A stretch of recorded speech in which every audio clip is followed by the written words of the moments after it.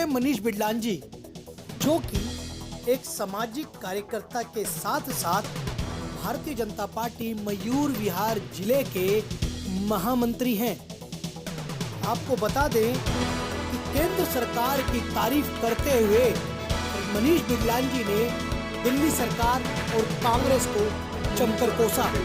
आइए सुनते हैं मनीष बिडलान जी को। पूरे इंडिया के अंदर सारे ऐप बंद कर दिए गए हैं और इकोनॉमिकली उनको कई बार मोदी जी का जो चक्रव्यूह होता है वो इकोनॉमी की तोड़ने का होता है। पाकिस्तान को भी इकोनॉमी की ख़त्म करा, अब चाइना के पीछे पड़ गए इकोनॉमी ख़त्म करने के चक्कर में, और मोदी जिसके पीछे पड़ जाते हैं उसको इकोनॉमी ख़त्म हो जाता है।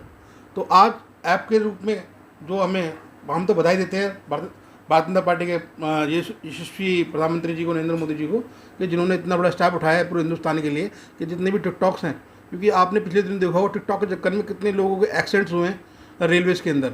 लोग टिकटॉक बनाने के चक्कर में पीछे ट्रेन आ रही है, क्या आ रहा है क्या नहीं आ रहा, और बेचारों से एक्सीडेंट्स हो गए। कई लोग युवा पीढ़ी हमारी इतनी उत्साहित रहती है इस चक्कर में कि टिकटॉक के चक्कर में पागल है। तो ये सबसे बड़ा अच्छा है कि एक वायरस जो टिकटॉक के रूप में हमें भारत को दिया और जितने भी ऐप उन्होंने दिए, तो वो आज कहीं ना कहीं हमें दर्शाता है कि आज हमारी भारतीय जनता पार्टी और हमारे प्रधानमंत्री जी कहीं ना कहीं सक्रिय हैं, जिससे कि चाइना की जो भी चाल है वो चलने नहीं देंगे। क्या लगता है भारत के आगे चीन को घुटने टेकेगा? जिस हिसाब से अब देखा गया जो राजस्थान का, छत्तीसगढ़ का, मध्य प्रदेश का जो चीन के जो टेंडर पास लगाए थे वो टेंडर सारे फेल कर दिए गए, मना कर दिया। तो इस पे आपका क्या? देखिए, अभी आपने देखा होगा बिहार के अंदर टेंडर पास होता डैम का, तो नीतीश कुमार ने उसको तुरंत कैंसिल कर दिया गया। कोई टेक्निकल प्रॉब्लम थी उसके अंदर, क्योंकि इन्होंने हमेशा ही नकली माल पे ज़्यादा फोकस करा इन्होंने, तो नकली उसमें सोचा कि इनको ये ऐसा हो जाएगा भारत में और कोई देखने वाला नहीं होगा। लेकिन आज परिस्थितियाँ ये हो चुकी हैं कि आज जो भी देश जो भी राज्य चाइना के जो भी प्रोडक्ट्स यूज़ कर रहे हैं या जो टेंडर पास हुए हैं, उनके ऊपर भी कहीं ना कहीं शक के घेरे में आ रहे हैं। प्रधानमंत्री जी का मैं बहुत शुक्रिया अदा करता हूँ कि प्रधानमंत्री जी हमारे इतने अच्छे प्रधानमंत्री हैं जो कि अपने रात दिन अपने काम कर रहे हैं देशवासियों को चलाने के लिए, अपने देशवासियों को बचाने के लिए। लेकिन आज चाइना की हरकत तो पूरे हिंदुस्तान का पूरा विश्व देख रहा है, और किस नज़र से देख रहा है वो आप सब जानते हैं, सभी देशवासी जानते हैं। क्या लगता है आपको कि क्या क्या आपकी तरफ से ठोस कदम होने चाहिए जो चाइना घुटनों के बल भारत के सामने आ जाए? देखिए, पहली बात तो ये है कि हम जो भी अपना आयात करते हैं या हम उसके रूप में हम उनको देते हैं, वो चीज़ बंद कर देनी चाहिए। क्योंकि हम 135 करोड़ की आबादी है, क्या हम इतने सक्षम नहीं है कि हम अपने आबादी अपने रूप में अपने हिसाब से अपने आप को ढालें? ये शर्म की बात है कि हम लोग उनके अधीन रहते हैं। क्यों हम खरीदें उनका सामान और क्यों हम उनको अपना सामान दें?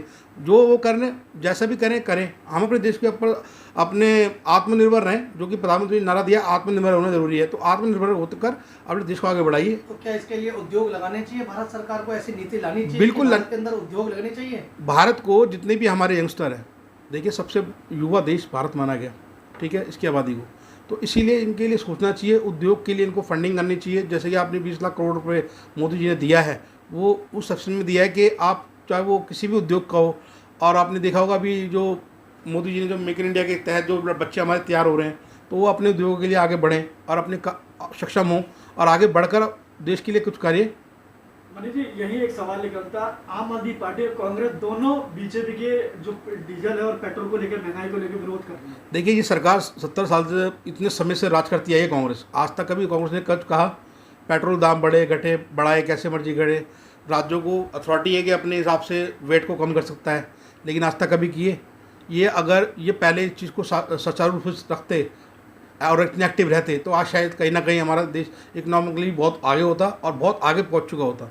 लेकिन आज ये दुर्भाग्यपूर्ण बात है कि आज एक आदमी इतना अच्छा काम कर रहा है, देश को आगे बढ़ा रहा है, देश की छवि देश पर देश आगे बढ़ती जा रही है। जी, पूरे विश्व में हमारे लोगों को एयरपोर्ट पे चेक कर लिया जाता था, लेकिन आज कोई एयरपोर्ट पे चेक कर सकता है? नहीं कर सकता। लेकिन जो पेट्रोल वैट जो दिल्ली के अंदर जो चिल्ला रहे हैं आम आदमी पार्टी और कांग्रेस, ये राज्य सरकार के पास अथॉरिटी है जो अपना वैट अपना घटाकर उसको पेट्रोल सस्ता कर सकती है। राज्य सरकार क्या करेगी उसमें? क्योंकि ये तो आयात तो बाहर से करते हैं, हमारा अपना तो है नहीं। जितना आयात होता है पेट्रोल बाहर से होता है, तो जो पर गैलन के हिसाब से जो मार्केट चलती है उसके हिसाब से होता है। कांग्रेस से कहना चाहूँगा, कांग्रेस की सरकारें कितने राज्यों में हैं? क्या उन्होंने उस राज्यों में पेट्रोल के दाम कम किए? राजस्थान में सबसे महंगा पेट्रोल बिकता है, क्या उन्होंने वहाँ कम किया? नहीं किया। ये दर्शाता है कि दिल्ली के अंदर जितना भी सेटअप है या जो भी हमारे मेन मंत्री जो हैं सारे दिल्ली में रहते हैं, तो इसी चक्कर में दिल्ली को घेरने की हमेशा साजिश करते आए हैं। और आज के टाइम में आम आदमी पार्टी भी इनकी हो गई है। आम आदमी पार्टी और कांग्रेस की नीति आपको दर्शाती होगी कि पिछले जो दंगे से इतने बुरे से दंगे से निकले दिल्ली, पूरी दिल्ली सीज हो गई, पूरी दिल्ली के अंदर हो गया, पूरी दिल्ली के अंदर इतना बुरा हाल हुआ, त्राहिमाम मच गई, इन्होंने इतना मारकाट करवा दी। ये आम आदमी पार्टी की मंशा यही है कि गरीबों को राजनीति करते आए हैं वो। केजरीवाल साहब पहले जब बिजली का चक्का चला था तो खंभों को चढ़ गए प्लास लेकर खुद ही, ठीक है, कभी अनशन करने लग गए, कभी एलजी की तरह जाकर अनशन करने बैठ गए, क्योंकि एक एलजी की रेपुटेशन क्या है और किस उद्देश्य पे बैठे हैं, तो वो भी समझना चाहिए उनको। लेकिन केजरीवाल साहब ने आज के टाइम के अंदर इतनी बुरी हालत है, केजरीवाल साहब ने तो बच्चों की समय खाई, बंगले लेने की बात की, बंगले ले लिए, कितनी साथ उन्होंने कहा था, उन्होंने टीवी पे ही कहा था कि एमएलए का फंड ख़त्म कर देना चाहिए, लेकिन आज इनके एमएलए को फंड कितना है, एमएलए को सैलरी नहीं चाहिए, एमएलए को सैलरी कितनी है, एमएलए को बंगला नहीं मिलना चाहिए, एक कमरे के फ्लैट में रह सकता है एमएलए, आज उनके एमएलए कैसे रह रहे हैं, कितने कितने एमएलए के पास करोड़ों करोड़ रुपए की प्रॉपर्टी खरीद चुके हैं दिल्ली के अंदर, जो बाहर से आए थे एमएलए के इलेक्शन लड़कर। सर अगर एक बात करें कि जो केंद्र सरकार ने 90,000 करोड़ का राशन दिया इस कोरोना महामारी में, उसको किस नज़र से देखते हैं? देखिए, बिल्कुल केंद्र सरकार की मंशा सही सीधी है और सच्ची है। ये वो चाहते हैं कि कोई भी गरीब, हमारा जो भी बेचारा तबके का लोग है, जो मजदूर है, जो दिहाड़ी मजदूर है, इस टाइम कोरोना महामारी से सब लोगों को कहीं ना कहीं इतनी आहत हुई है और इतनी परेशानी से गुजर रहे हैं लोग, उनको खाने के पैसे नहीं है, लेकिन कहीं ना कहीं राहत के रूप में मोदी जी ने जो इतना राशन का उनकी व्यवस्था की है, तो सबसे बड़ी सराहनीय काम है ये। और इसको मैं तो बड़ा थैंक यू कहूँगा प्रधानमंत्री जी को कि सही, पहले भी उन्होंने कितने पैकेज दिए हैं कोरोना लॉकडाउन से, फर्स्ट लॉकडाउन से ही कहा कि कोई भी गरीब भूखा ना सोए, भूखा ना सोए, बेशक भूखा उठे जरूर लेकिन सोए ना। लेकिन आज इस पर भी बहुत अच्छी रात की बात है कि प्रधानमंत्री जी इतने सक्रिय हैं, गरीबों के लिए सोचते हैं, लेकिन सही तरीके से, सही नीति से वो गरीबों तक पहुँचे, ये सबसे बड़ी बात है। अभी आम आदमी पार्टी का पिछले दिनों पोस्ट आया था, वो मैंने पहले भी एक बार सार्वजनिक करा था कि भाई एक पोस्ट आया था खादर के अंदर, मदनपुर खादर के अंदर पूरा कम्युनिटी सेंटर राशन किटों से भरा हुआ था, लेकिन वो सही समय पर वितरण नहीं की गई। अगर वो वितरण की जाती तो गरीब आज पलायन करने को मजबूर ना होता। लेकिन इनकी मंशा यही है कि उस राशन किट का सबसे बड़ा घोटाला कर दो और अपने कार्यकर्ता को दे दो। आम आदमी पार्टी ने बूथ के हिसाब से राशन किटें वितरण करी है। सबसे बड़ी बात है ये कि हमारे बूथ पर कितने वोट डले थे, तो उस हिसाब से उन्होंने वो किटें वितरण करी हैं। जिस पे बूथ पे वोट नहीं पड़े आम आदमी पार्टी को, वहाँ उन्होंने वो किटें वितरण नहीं की हैं। जन लोकपाल है, वो पता नहीं कौन सी फाइल में दबा पड़ा है, पता नहीं चल रहा। जन लोकपाल हम ढूंढ रहे हैं उसे टॉर्च से, लेकिन मिल नहीं पा रहा। लेकिन जन लोकपाल के लिए मैं आग्रह करूँगा केजरीवाल साहब को कि सर आपके पास LED लाइटें हैं, उनको ढूंढो, जन लोकपाल बिल कहाँ पर है।